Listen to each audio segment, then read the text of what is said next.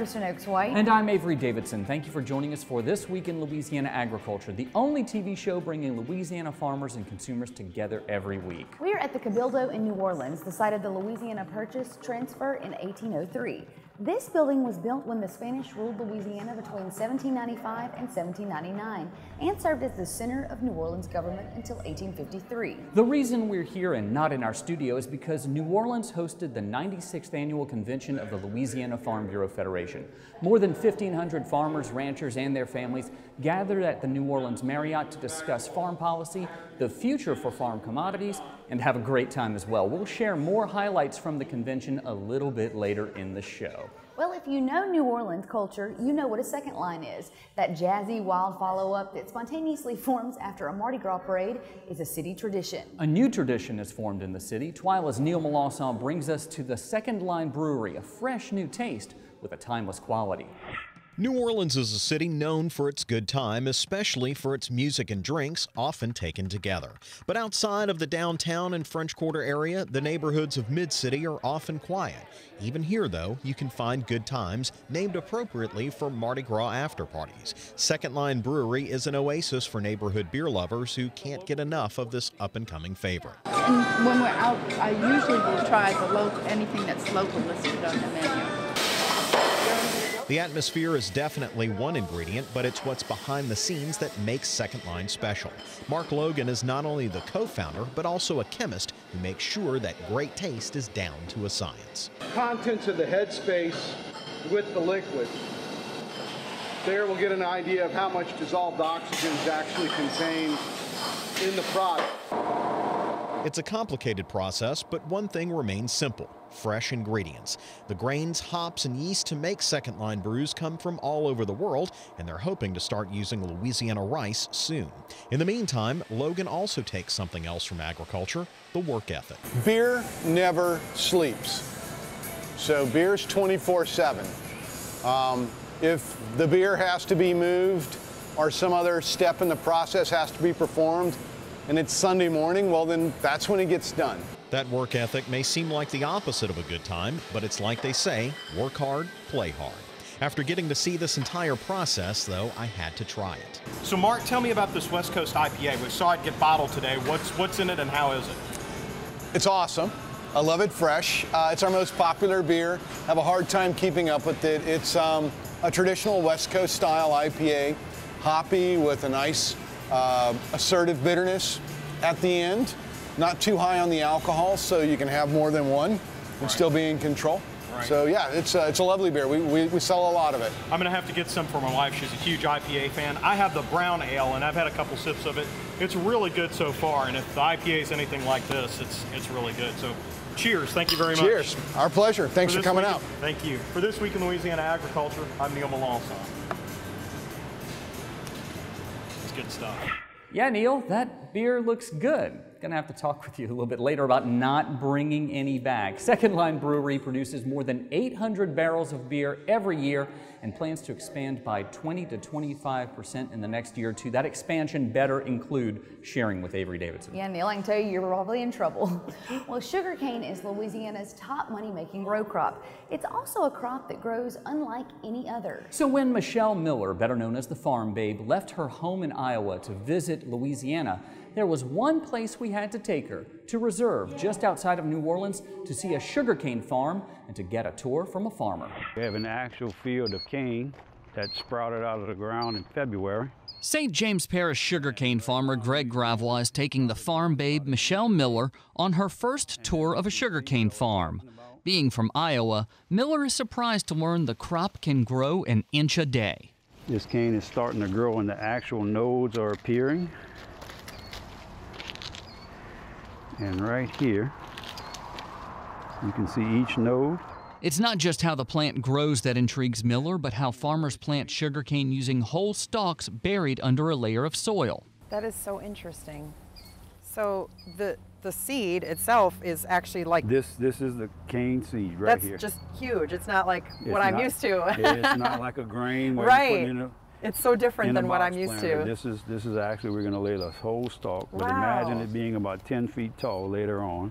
That is so cool. Gravois takes Miller to see the unique tools used for a unique crop. It'll feed through there. Got some displays at the bottom. All specialized to work in Louisiana, which is the northernmost place farmers grow sugarcane. I love getting to know different farmers from different crops because they're just so knowledgeable. I wish more people took the time to really understand how their food is produced direct from the farmers, rather than the food marketing or the misinformation or activists or whatever, because if you go to the source of how your food is produced, I'm just blown away at the amount of knowledge and science that goes into everything that's produced. Through social media, she can do us so much good and portray our story in a positive way. And anytime someone in an area may have a question on sugar, a story like this may answer some questions and tell people what we do. As you can tell, Miller had a lot of fun learning about sugarcane from Gravois. She also posted a few pictures and even did a video for Snapchat for her followers, shot by yours truly. Of course. And that brings us back to the 96th Annual Convention of the Louisiana Farm Bureau, where Miller was a guest speaker at the social media workshop. The Farm Babe, of course, has found fame in speaking out on ag issues online and brought some of that magic here to New Orleans. Miller not only spoke passionately about agriculture, but also about the need for farmers to communicate what they do.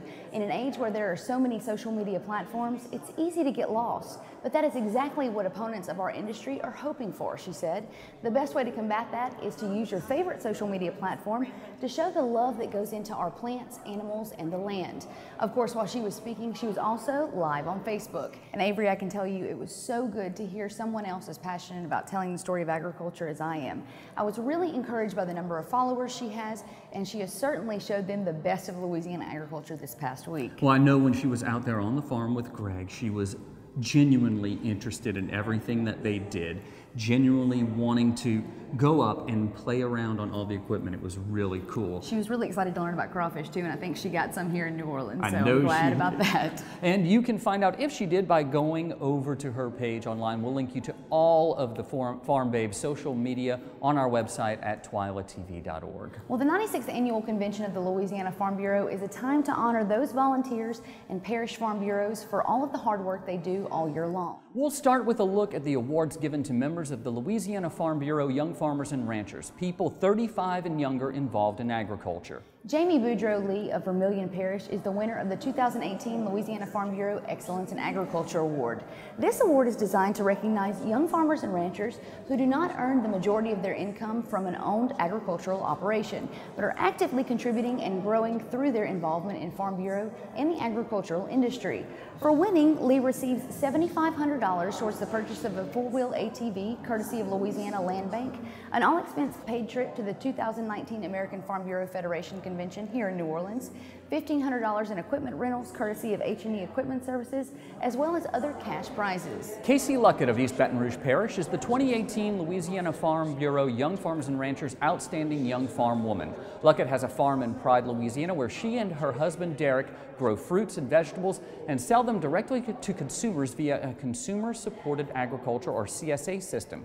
For winning, Luckett receives a $2,000 gift card from the Louisiana Farm Bureau Mutual Insurance Company, an all-expense-paid trip to the 2019 American Farm Bureau Federation Convention, $1,500 in equipment rentals, courtesy of H&E Equipment Services, as well as other cash prizes. Jacob and Carrie Rumbaugh of Caddo Parish received the Louisiana Farm Bureau Young Farmers and Ranchers Achievement Award.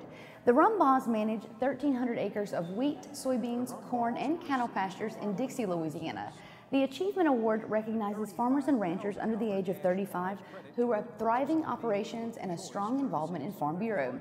For winning the Achievement Award, the Rumbaughs received $35,000 cash from the Southern Farm Bureau Casualty Insurance Company, an all-expense-paid trip to the 2019 American Farm Bureau Federation Convention, $1,500 in equipment rentals, courtesy of H&E Equipment Services, as well as other cash prizes. With the way commodity markets are, technology, farming in general, you know, if you do the same thing year to year, you're falling behind, you know, and it's not like you're competing against necessarily your fellow farmers, but, you know, you've got to keep up with the trends. Yields are always trending up. It seems like commodity prices are trending down, so, you know, if you can't produce, you can't feed your family. The top prize for any Parish Farm Bureau is the President's Award. For the second year in a row, the Louisiana Farm Bureau Federation recognized the Rapides Parish Farm Bureau with the President's Award. Rapides Parish Farm Bureau President Bill Cheek accepted the award from Louisiana Farm Bureau Federation President Ronnie Anderson. The President's Award goes to the Parish Farm Bureau that excels in membership, advocacy, and public relations over the past year. You know, we learned a little bit more about how to get things done. But really and truly, it's just everybody pitching in and doing their part. And sometimes it's just not easy to get everything done, but it takes a lot of hard work, takes a good staff to do it, and we feel like that over the years we've just really been fortunate enough to have that kind of staff. Now, the crowning achievement of convention, you might say, is Saturday night's Queen's Contest. Our 2018 Louisiana Farm Bureau Federation Queen is Caroline Elizabeth Hardy of Jeff Davis Parish. As you just heard, Caroline Hardy is the 2018 Louisiana Farm Bureau Queen. Caroline first reigned in Jeff Davis Parish and took home the crown here in New Orleans. She is the daughter of Kevin and Charla Hardy of Welsh. Caroline faced some stiff competition during the contest. First runner-up was Victoria Roussel of Vermilion Parish. Second runner-up was Brooke Como of Acadia Parish. Finally, Miss Congeniality was named by her peers. Abby Stogner of Washington Parish was given the honor Saturday night. Congratulations to all who competed Saturday night. You're all queens to me. To see pictures and videos from the 96th Annual Convention, visit our website at twilatv.org. You can even watch live streams of each of the night events. Still to come on Twila, the Twitterverse was a tweeting and Facebook was facing. Yeah, all through the 96th Annual Convention of the Louisiana Farm Bureau. We'll show you some of our favorite posts. But first, I'm going to a garden that thousands visit every year, even if they don't see it. Blooming on the Bayou is up next.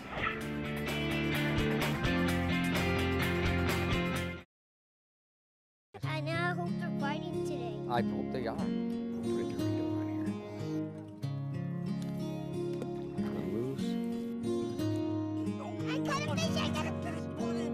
Find your place in the country and the lender who can get you there.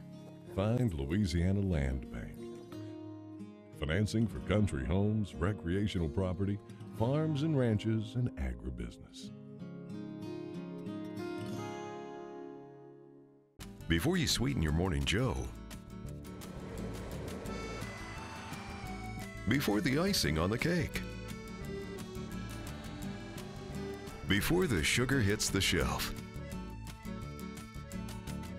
it begins with a family of sugarcane farmers dedicated to growing Louisiana for more than 220 years.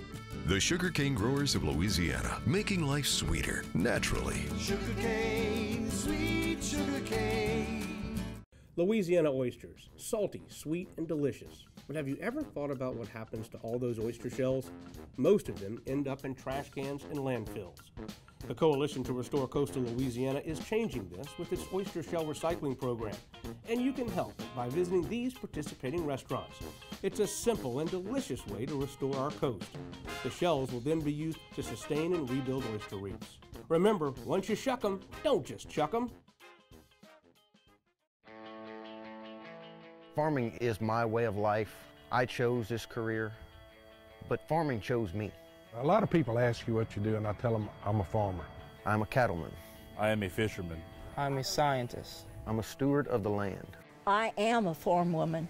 I am Farm Bureau. I am Farm Bureau. I am Farm Bureau. I am Farm Bureau. I am a Farm Bureau.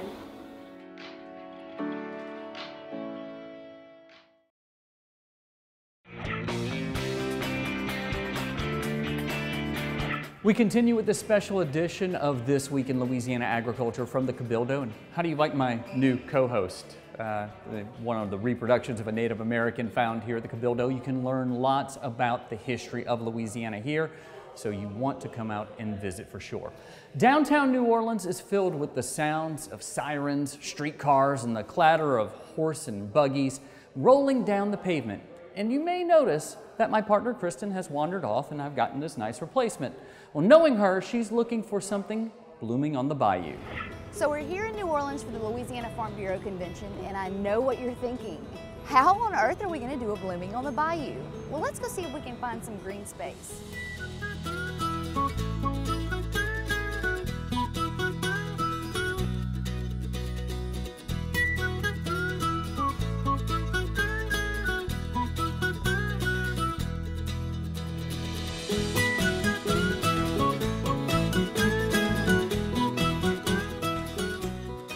Okay guys, we're here on the top of the New Orleans Convention Center. You can see the background of the Riverwalk.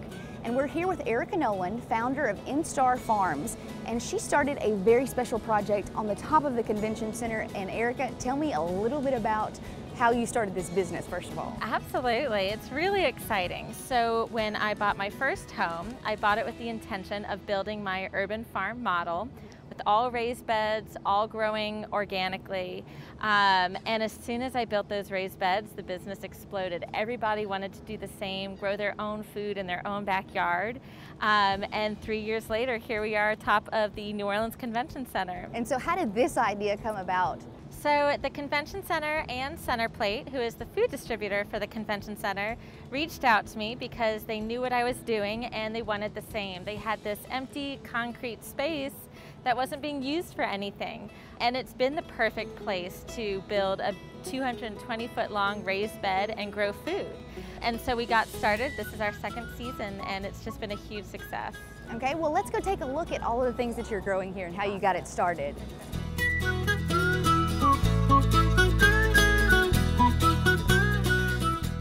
Well, we knew we wanted this garden on the rooftop in this unused concrete space.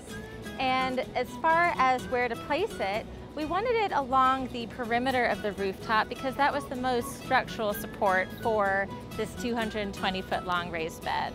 We had these 1,000+ pound bags of soil provided by Laughing Buddha Nursery. And in order to get those bags up here, we used a crane. So a crane lifted up these bags. We held them over the beds, cut them open, and just filled the whole thing up. It was epic. Wow, that was a project and a half, Yeah, I bet. It was.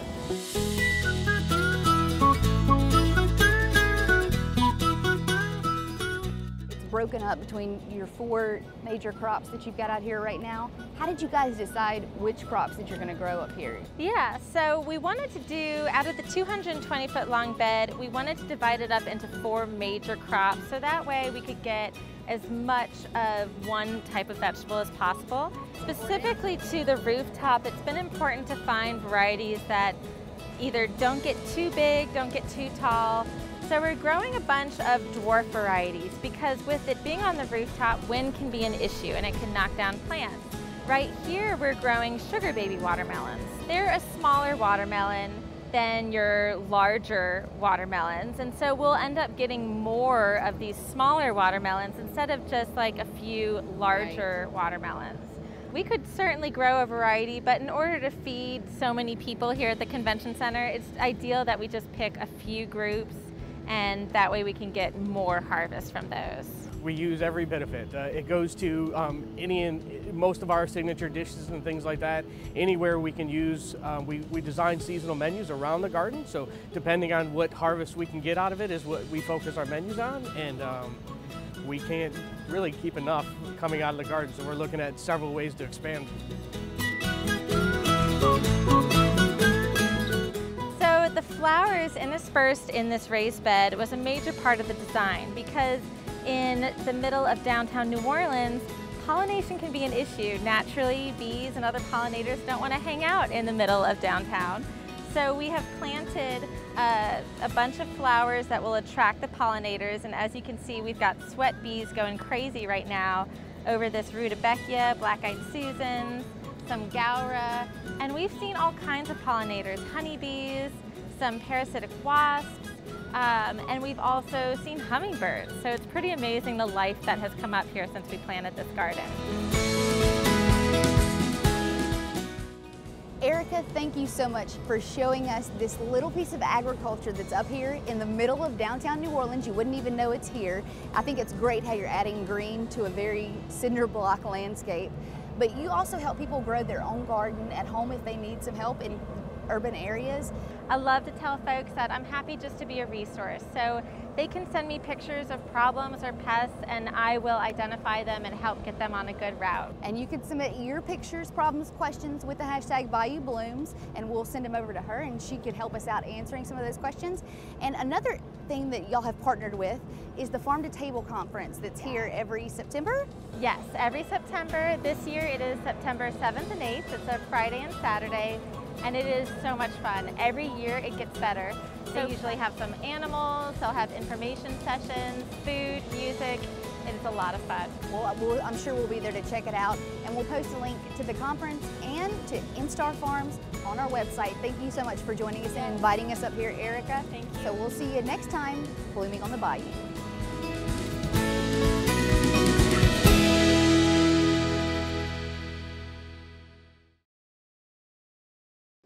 Landowners are minding the Louisiana forest for our grandchildren. A place for wildlife, recreation, lumber for homes. It's the right thing to do. Forestry, covering half our state, all of our hearts.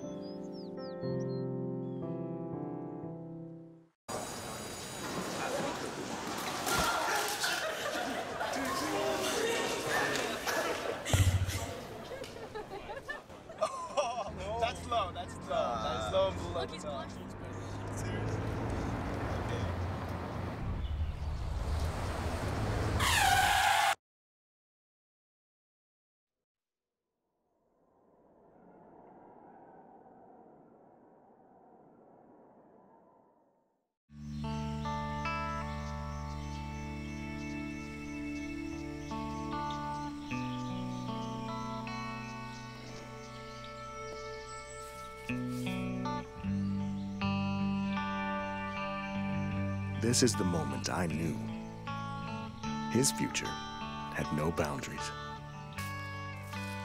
There are some moments only the forest can inspire. Find yours at discovertheforest.org. Every day across America, excess food is gathered by a network of good people at local food banks, giving hope to millions of children who struggle with hunger. They've earned their wings, and you can too. Together, we can solve child hunger. Support Feeding America and your local food bank at feedingamerica.org.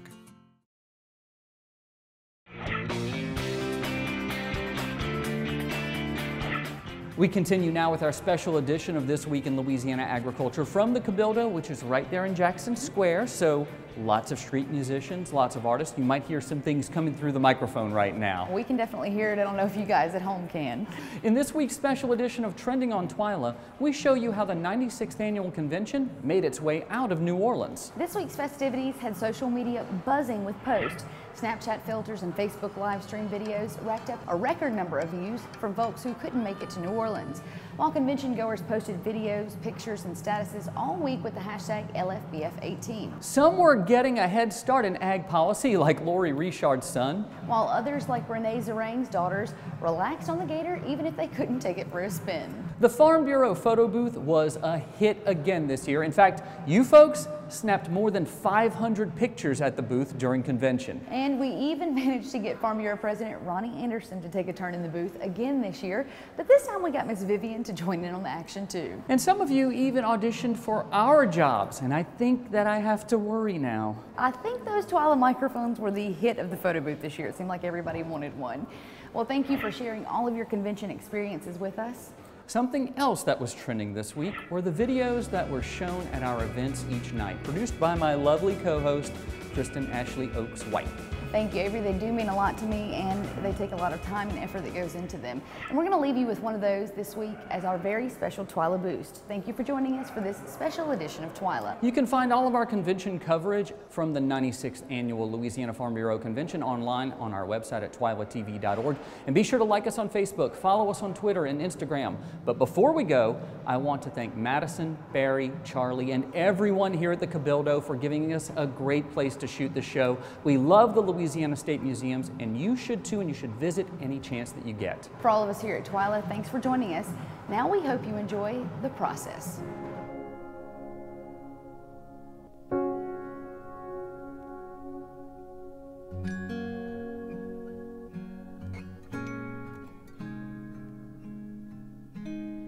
A certain quality inhabits this land. It allows your heart to fall back and rest. Opening the senses to a mannered rhythm. The seasons revolving, past, present, future, to past again.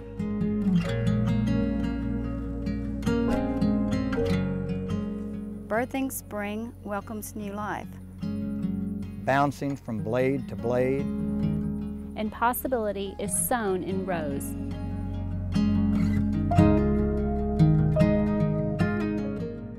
There's a mix of old and new here.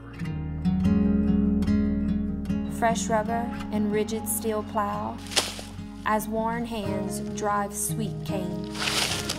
The soil of my grandfather's toil warms the seeds of our children's tomorrows. Here realization comes deeply. Slowly, surely, inherently. As the seasons change, something is brought out of us. Something that was always there. In the high ocean of corn rising above head. In the crunching grass beneath borrowed boots.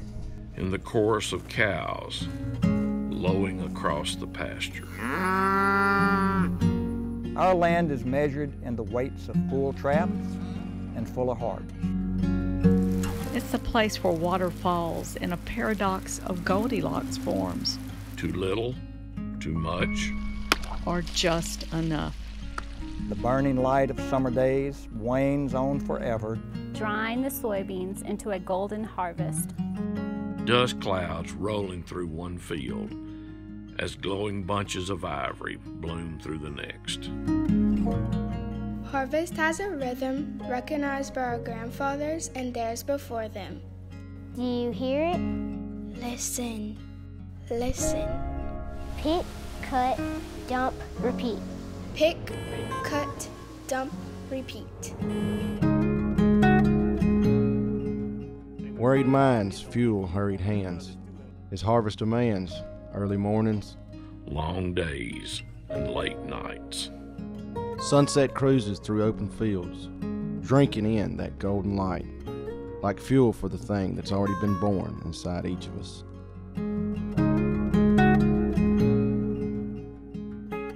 This is the struggle of farming the land, of marshaling its bounty. It's hard and it's beautiful. And we're there, in the middle of it all, in the midst of this painstaking, glorious process. The process called farming.